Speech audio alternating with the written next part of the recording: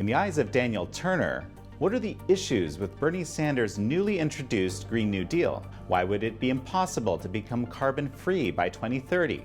In his view, what's behind the environmental movements like the Green New Deal proposals and the Keystone pipeline protests?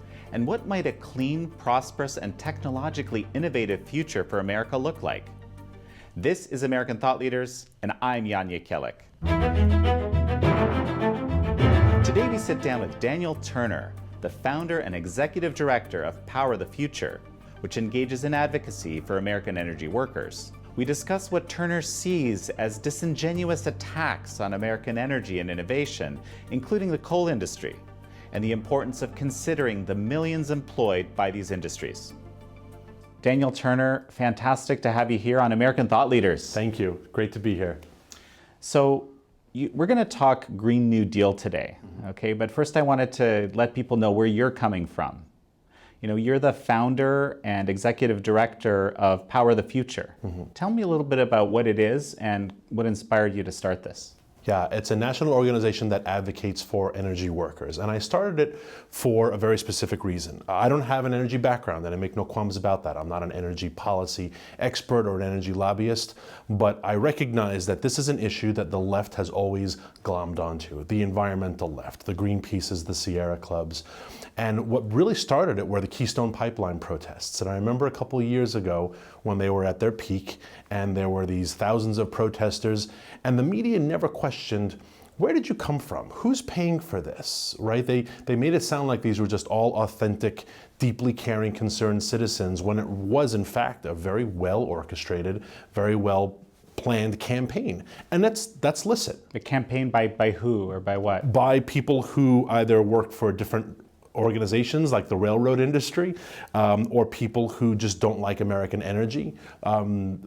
Like I said, the Sierra Clubs, the Greenpeaces, the Environmental Defense Funds, just large green associations that have their own agenda. And there's nothing wrong with that. The campaign, I'm not saying this is anything wrong, but be authentic. Say these 5,000 people here protesting, stopping the pipeline, they're all hired guns, right? They get paid $10 an hour. We provide their food. We built their tents.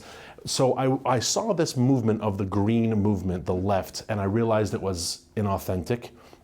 But then when I started to do more research, I saw what happens when they win, quote unquote. So look at places like Appalachia in West Virginia, where there were communities that everybody worked in the coal mine. 80–90% of the county worked for the coal mine.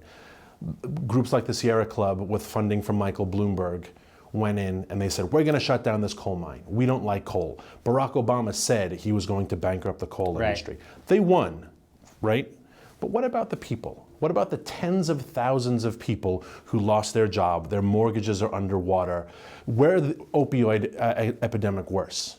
Coal towns. West Virginia, Northwest New Mexico, Kentucky, former coal towns that 10 years ago were thriving, happy communities, and people with an ideology, like the president, the former president, went in and said, we don't like coal, we're going to shut it down. There was no science, there was no environmental impact study, it was just pure ideology. And I thought, those folks deserve a voice. Someone has to be their voice and say, it is ridiculous that a bunch of billionaires from New York City and San Francisco go to a small town in Kentucky or West Virginia, a place they would never step foot in. Bloomberg is never going to land his private jet in West Virginia and go on vacation, but he has no problem spending millions of dollars to send his little minions to destroy their community, and that is wrong. So I started a group to fight back. Right, so the people, basically you're saying the people that are funding this don't have to kind of be accountable to those local people for the impacts of their efforts. Exactly, and they don't believe it. These environmental leaders, they don't believe any of the things that they preach. And proof of that is just a couple of weeks ago, it was all over the news and people laughed at it.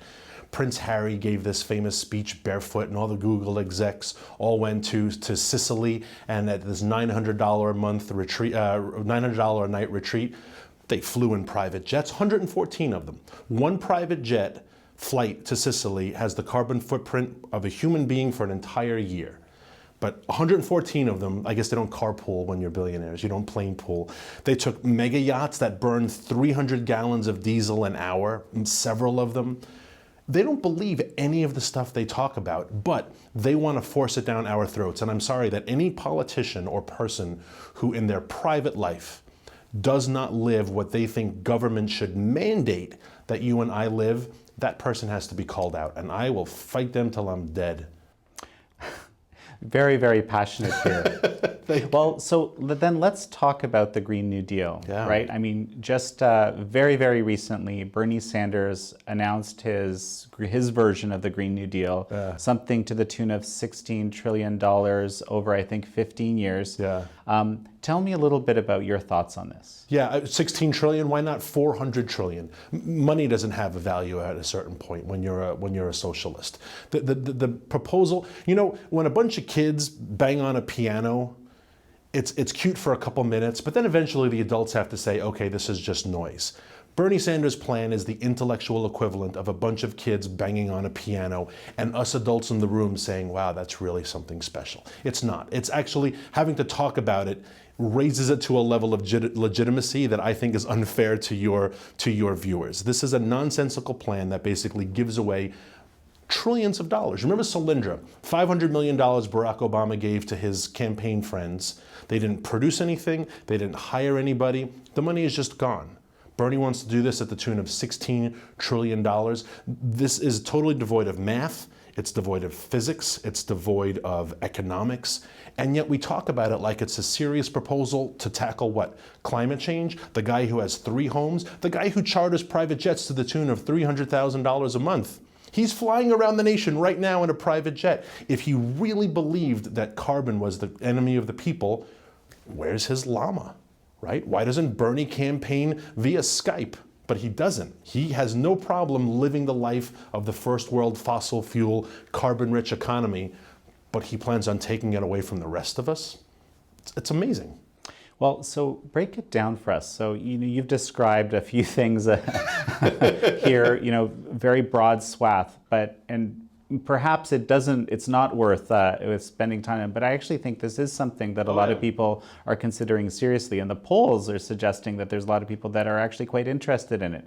So can you break down for us why you think this is a bad idea? Maybe, I know you've looked at it, kind of start from the top. What are the key points? Yeah, I've read his proposal several times. So when he says we are going to be carbon free by 2030, we're going to produce all of our electricity and all of our transportation without fossil fuels. That's just a myth, right? It is not physically, technologically possible to do that right now. And here's a little example. Every single windmill, and we have lots of them, and I'm not opposed to green energy. I'll say that right off the bat. I'm opposed to subsidies, of course, because I'm a fiscal conservative, but I am not opposed to the technology.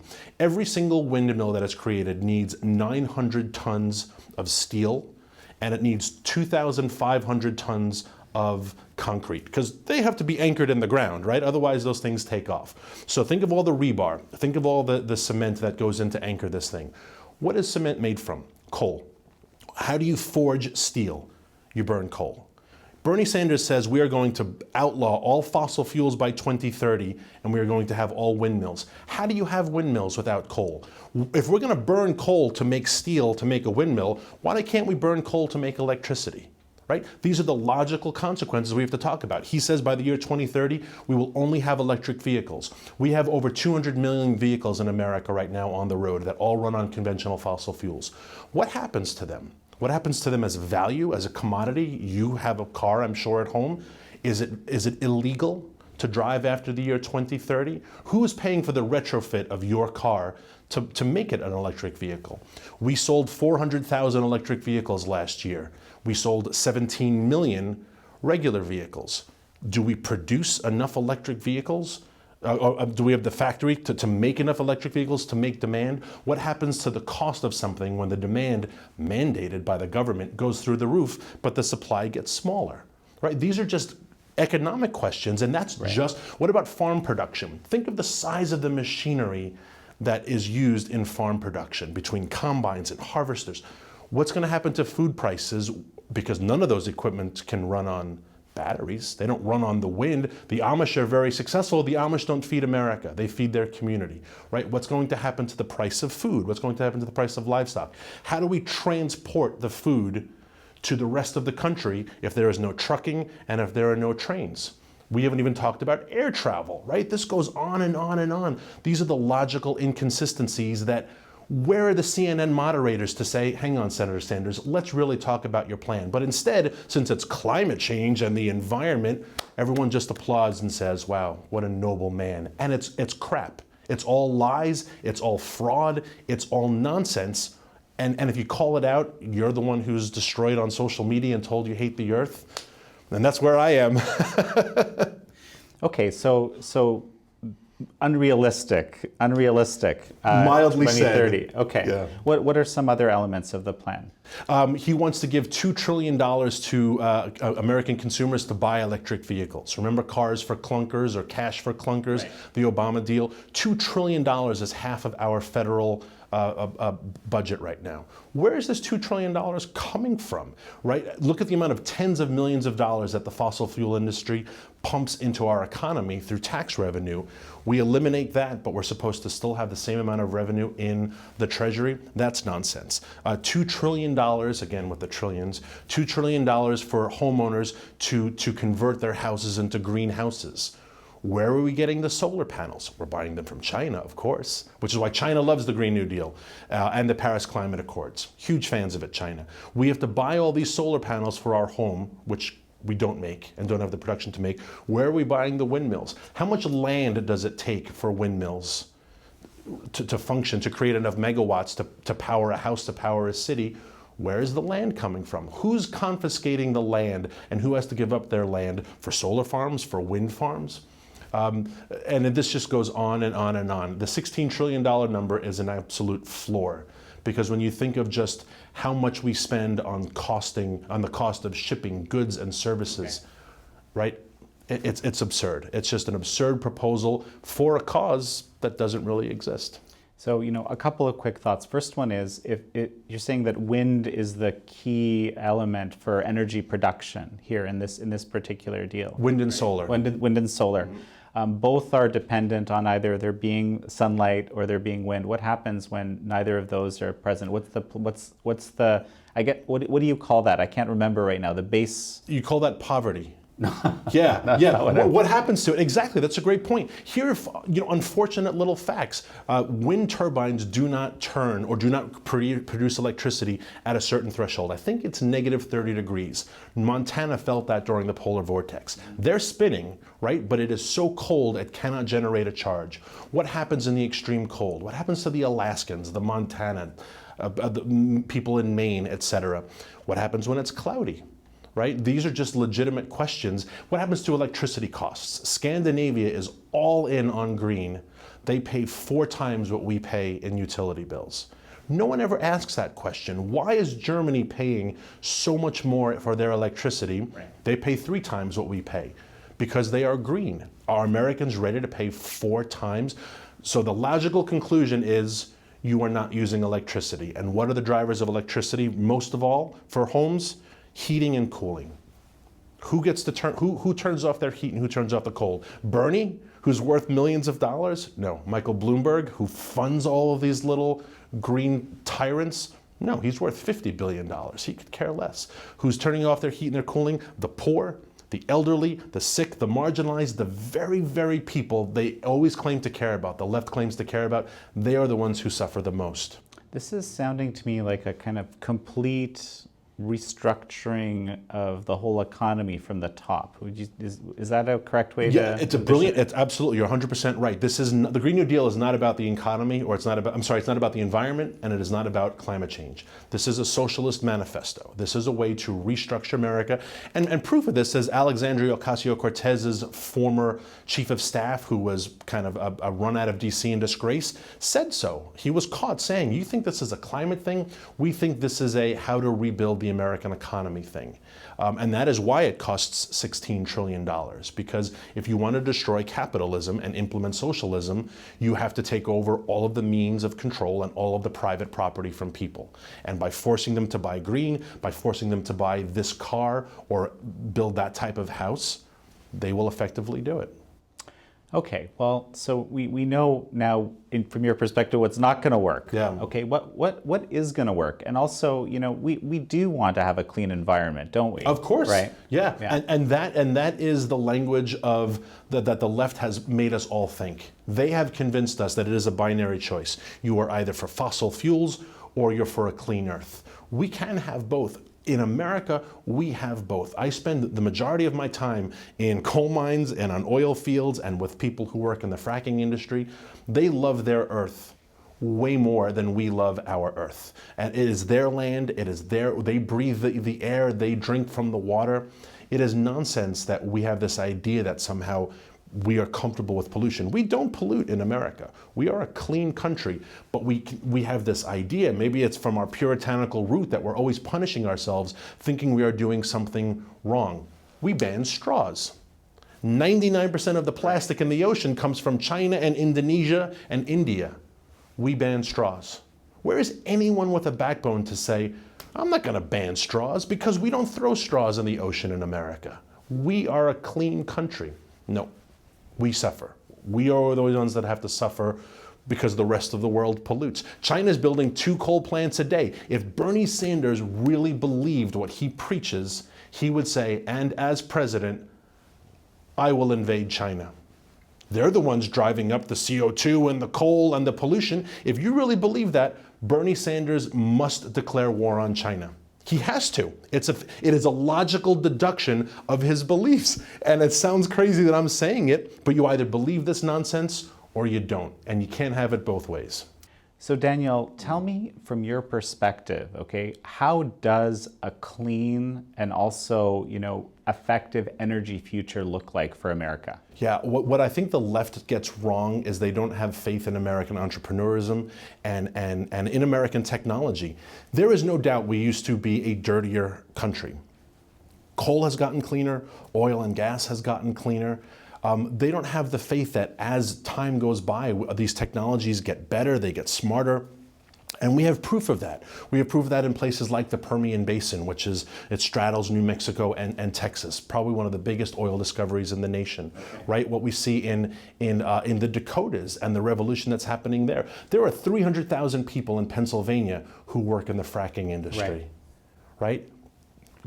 Does Bernie listen to them? Does he talk to them and say, you all live in, and Pennsylvania is not the biggest state in the nation, 300,000 of them, talk to them, go to their homes, see what their jobs entail. But instead they just denigrate them and make them sound like they're bad guys. And what they're doing is providing this economy that undergirds our entire civilization. Things are cheap, gas is cheap. We're in the middle of summer. It's hot, we're running our ACs, and Iran is seizing cargo ships in the Straits of Hormuz, and oil is at $52 a barrel.